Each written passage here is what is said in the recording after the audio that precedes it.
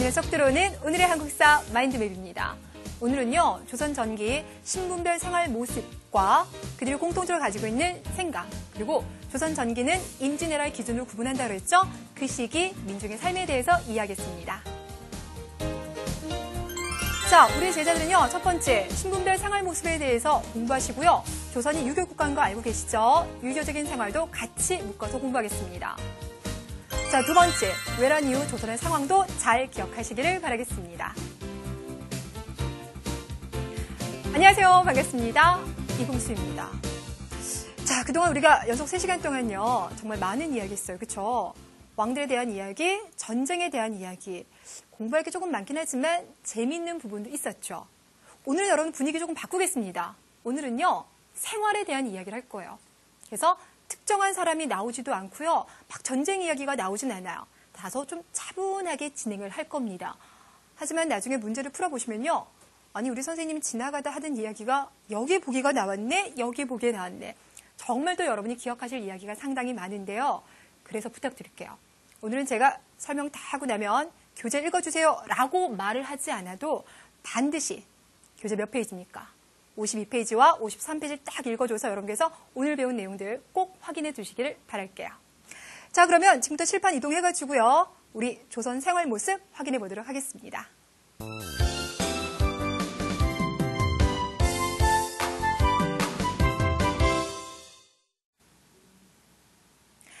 자, 여러분들 우리 첫 번째 주제는요. 그동안 많이 해왔었죠. 그렇죠? 시대별 신분의 모습에 대해서 하겠습니다. 그래서 조선의 신분제도. 그동안 우리가 삼국시대에서도 신분제도를 공부했었고 고려시대도 공부를 했으니 여러분 머릿속에는 아, 선생님 피라미드 모습을 딱 만들어서요. 그중에서 가장 위에 있는 계급이 권력도 가지고 있고 대토지도 가지고 있고 넓은 기와집에 살고 있는 그런 모습 정리하실 거죠? 라고 이미 생각이 드시죠. 그렇죠? 그래서 오늘은요. 피라미드 모습을 그리지 않고요. 곧바로 그냥 제가 설명을 들어갈 텐데요. 질문할게요. 제가 고려시대와 조선시대가 되면 신분이 모두 몇 개로 나눠진다고 미리 말씀을 드렸습니까? 3개입니까? 4개입니까? 그렇죠. 4개가 되죠. 자, 그렇다면 가겠습니다. 첫 번째, 조선에서 가장 높은 신분. 그들은 누가 된다? 바로 양반이 됩니다. 우리 제자들이요. 양반이라는 이 말을 딱 듣는 순간 아, 떠오르는 이미지가 있죠. 그렇죠? 책에서도 많이 봤었고 그리고 또 드라마에서 나오는 모습을 통해서도 많이 봤었던 그들이 바로 조선시대의 최고 지배계급 양반이 되겠습니다. 그런데 여러분들 양반의 정확한 의미를 알고 계세요? 양반에서 양은요. 둘 양자예요. 둘을 말한대요. 바로 뭐냐면 제가 수업을 하면서 계속 강조했던 게 나라를 통치하기 위해서는 똑똑한 지식인도 필요하고 또 나라를 지켜줄 누구도 필요하다. 장수도 필요하다라고 말했었죠. 우리는 그들을 뭐라고 했냐면 문관이다. 무관이다라고 했는데요. 다른 표현으로 문반, 무반이 있습니다. 그들 둘 다 모두 다 조선의 지배층이다. 둘이죠. 그래서 이들 둘을 묶어서 우리가 양반이라고 불러주는 겁니다.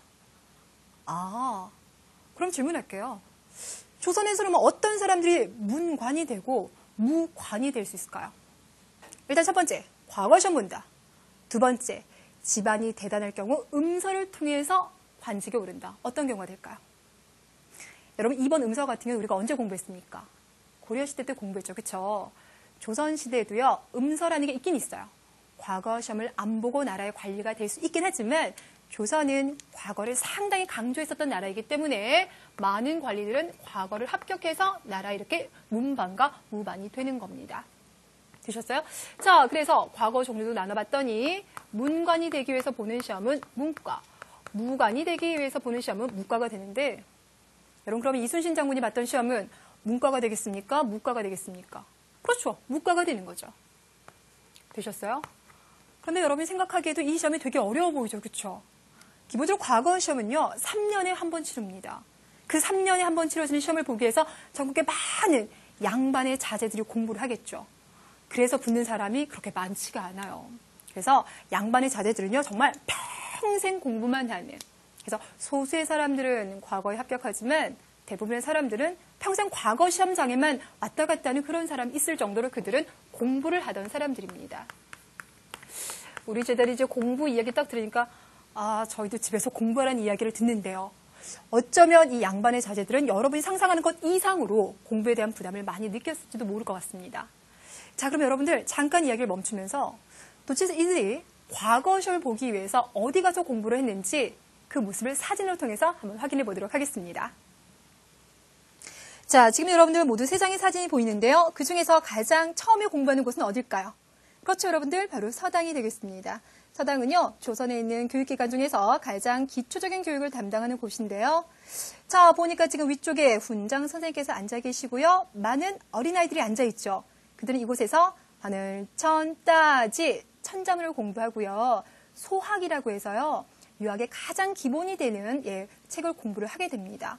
지금 보이고 있는 이 꼬마 아이는요. 글쎄요. 시험을 못 본 것인지 아니면 공부를 안 하겠다고 때를 쓴 것인지 지금 울고 있고요. 주변의 아이들이 웃고 있는 거 보니까 글쎄요. 분위기가 그렇게 나빠 보이진 않죠? 자, 서당에서 기본적인 유학 공부를 하고 나면은요. 곧바로 성균관에 갈 수는 없습니다. 중간에 사부학당이다, 향교다라고 하는 지금의 이제 중고등학교에 해당하는 학교가 있는데요. 그 학교에서 공부를 하고요. 그리고 난 다음에 속과라고 하는 시험을 통과한 학생들이 어디에서 공부를 하게 된다? 바로 성균관에서 공부하게 됩니다. 여러분, 서당이요. 가장 기초적인 교육기관이었다면 성균관은 조선 최고의 교육기관이 되는 거죠. 이곳에서 무엇을 공부합니까? 그렇죠. 유학을 공부하는 겁니다. 자, 그럼 선생님, 근데요. 옆에요. 성균관과 아주 비슷한 모습이 있는데 서원은 무엇입니까? 서원도 여러분들 교육기관인데요. 차이가 있다면 성균관은 나라에서 만든 학교죠. 그러니까 국립교육기관이에요. 나라 국자를 써서. 반면에 서원 같은 경우는 개인이 만들었습니다. 그래서 사립교육기관이에요. 자, 개인들이 왜 이 서원을 만들었냐면 유학자들 중에서 아주 우수하신 그러니까 선배 유학자들 있죠. 그들을 제사 지내기 위해서 이 서원을 만들었는데 제사만 지내기엔 너무 아깝습니다. 그래서 동네 양반의 사자들을 모아서 여기서 유학을 가르치고 공부를 하였습니다. 자, 이렇게 이제 공부를 딱 마친 그들이 이제 열심히 과거시험을 봤는데요.